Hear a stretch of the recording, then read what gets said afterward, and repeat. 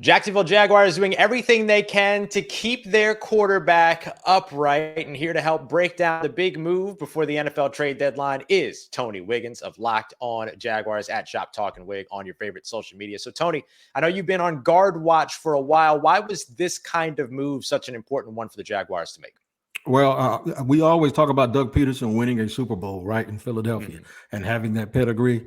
Guess who he won it behind? He won it behind a line that has 2 Hall of Famers on it at minimum. I think he had Jason Peters at that time. So we might be talking 3 Right. when you talk about the center and both tackles.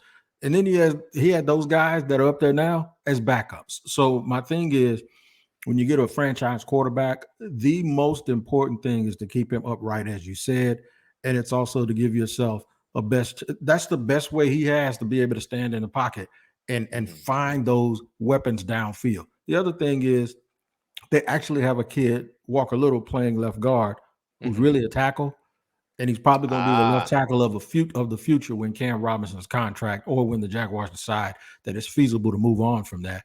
So this is all about depth, but it's all about also competition. I think in the interim, there's something that needs to be asked, and I'm already going through it with Jags fans.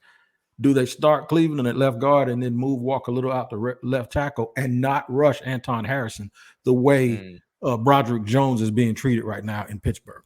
Yeah. So this really has kind of a little bit of a ripple effect, or really kind of a sizable ripple effect on that offensive line. What do you expect to see this offensive line look like, let's say in the near future, not necessarily this coming weekend? Well, you won't be afraid of someone going down because they played the first 4 games without Cam Robinson. They played, I think, the last 3 without Walker Little. So you haven't really seen them. I like to think of the offensive lines as an old R&B group. You haven't seen all of the temptations yet, right? Got to see them together. Yep. You got to see them together. This allows you to have at least 6 guys that if one of them's gone, when David Ruffin was getting high, they grabbed Dennis Edwards and say, sing lead. You'll have that. You'll have enough that you don't have to change yourself and you don't have to game plan around a guy being missing when you have a guy like Ezra Cleveland who started 40 or 42 games already. Yeah. So now when you've got extra starting experience, you've got depth that you can trust. How does this impact the Jaguars' ability to compete moving forward through the 2023 season? I think it allows them now to be more aggressive in the passing game. It also allows them, the offensive line is that thing that if it's not right, it makes the whole team look terrible. We saw that in some games this week.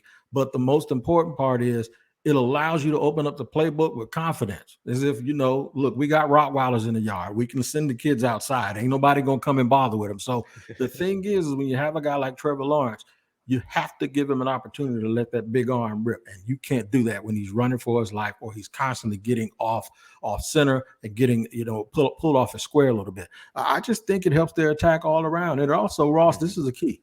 They get into a lot of 3rd and shorts that they don't get the proper yards, and they have to either go for it on 4th down or make that wild decision. Just that extra little push on each run, if you get 1 yard, that 4th and 1 turns into a first down. Yeah, so it sounds like what Jags fans could be expecting here is once they sort of figure out what this new look offensive line looks like, and you've got your 5 best players out there, is maybe greater efficiency on that offensive side. How impactful would that be for that Jaguars offense and Trevor Lawrence in particular? It's going to be super. It's going to be super fantastic because here's the thing.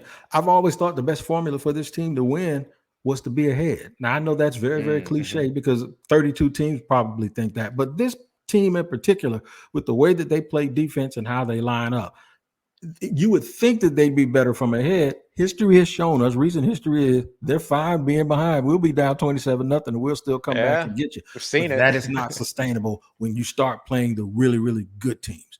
Having an offensive line in a tough game that you can turn and lean on and look at them and say, get us home, I think that is huge coming down the stretch here and trying to make a run in the play. The teams that win in the playoffs, man, either find a way to do it because of their dynamic playmakers or they turn to that aspect, the part of the team that really never really gets the lore and the respect and no MVPs. And they just say, they call them big uglies for a reason. Get us home, win the game, knock them off their square, and make sure that we can finish. Yeah, we tend to pay attention to the importance of keeping the quarterback upright, but we don't talk enough about the importance of keeping the quarterback on the field and the type of impact that that can have for a team. For more on this move, Trevor Lawrence, Ezra Cleveland, and everything going on with your Jacksonville Jaguars, who look ready to compete in the AFC as we all expected. Make sure you're checking out Tony Wiggins every single Monday through Friday over at Locked On Jaguars, part of Locked On Podcast Network, your team every day. Tony, thanks so much, homie. Thank you.